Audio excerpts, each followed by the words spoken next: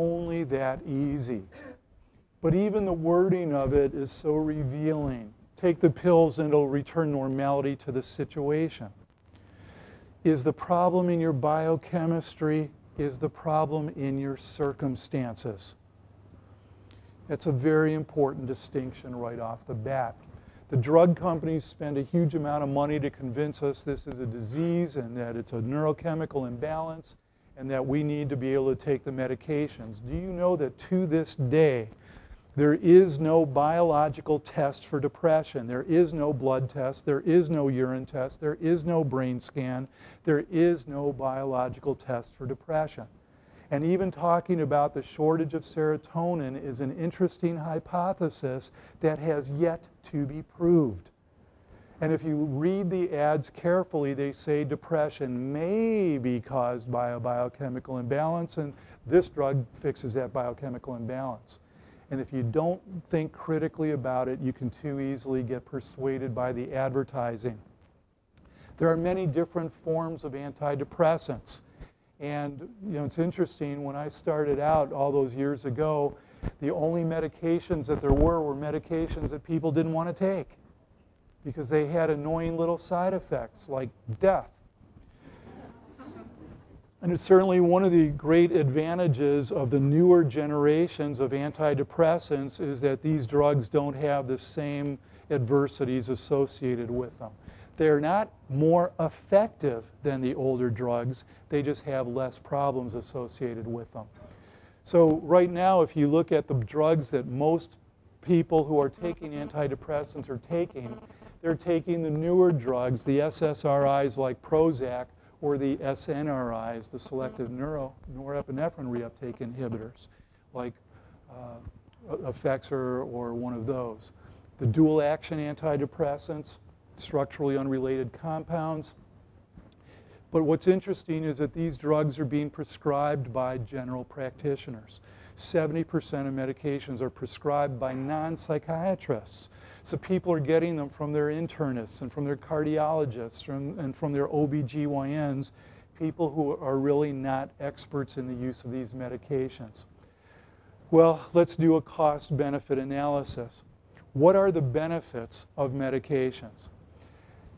Generally speaking, medications do two things reasonably well. And you'll notice I'm not saying fantastically well, but two things reasonably well.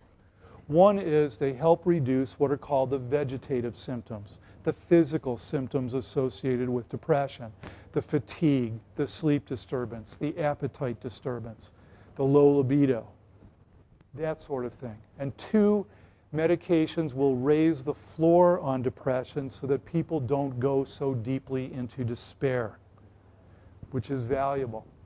But they're not likely to be lethal on overdose, which is really a great thing when you're handing drugs to people who may be suicidal. It's good to know that they're not going to commit suicide with the drugs you gave them. Well, that's true with the newer drugs. The older drugs, the tricyclics, used to be, ironically, the most commonly used drug in fatal overdoses. Faster rate of symptom remission than psychotherapy for those times when time counts. When you have somebody whose depression is so severe, they're not eating, they're not drinking, they're not sleeping, kidneys are in danger of shutting down, time starts to matter. Can mobilize responsiveness to therapy, that as people feel better, they may be willing to engage more in the therapy process. And prescribing means whoever can write a prescription has the potential to hand you the medications. It's less about their competence and more about their ability to write the prescription. For most depressed individuals, the risks are relatively minor. Now, when I say for most people the risks are relatively minor, that's when somebody else is taking the drug and not me. For somebody who reacts badly to the drug, they don't think of the risks as minor at all. But most people don't respond badly. Most people respond with a little bit of irritation with the fact that there are certain side effects that go with the medications. The most common side effects are nausea, stomach disturbance, sexual dysfunctions, dry mouth, blurred vision, those kinds of things that eventually people adjust to. But a lot of people will start on a course of antidepressants and they'll stop it after a few days because they just don't like the way it makes them feel. But there's also a value in trying different medications. Part of the problem is no physician can look at you and say, you need 14 milligrams of Prozac. It really is a hit and miss kind of a phenomenon. Antidepressants are generally non-addictive, although there can be, in many people, a small but significant minority, a physical dependence that evolves such that when the person stops taking the medication, they experience what has euphemistically been called the discontinuation syndrome. What that really means is withdrawal. And it's some pretty unpleasant flu-like symptoms, nothing fatal, nothing even too dramatic, but uncomfortable for some people. For the fact that complications tend to show up quickly is actually a good thing. It means you're not on it for weeks or months before bad things start to happen. You learn very quickly how your body's going to respond to the medication. Let's talk about the risks. The social stigma associated with it. What does it mean to be on medications? For some people, they think that says something really bad about them. There really isn't any strong evidence. There are intermittent pieces of evidence that the SNRIs do better than the SSRIs, but it's not definitive. Most of the antidepressants are working at roughly the same level of effectiveness.